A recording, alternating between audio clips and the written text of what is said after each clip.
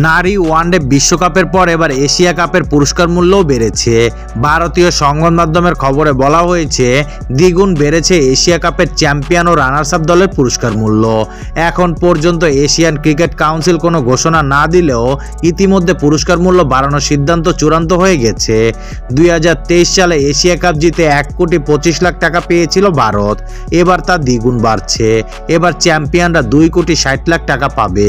এবার যে দল রানার্স আপ হবে তারা 1,30,00,000 টাকা পাবে। টুর্নামেন্টের সেরা ক্রিকেটারকে দেয়া হবে 12,50,000 টাকা। এবারের এশিয়া কাপের আয়োজক দেশ ভারত, কিন্তু আসরটি হচ্ছে সংযুক্ত আরব আমিরাতে। দুবাই ও আবুধাবির মাঠে হবে সব খেলা। মোট 8টি দল খেলছে এবারের প্রতিযোগিতায়।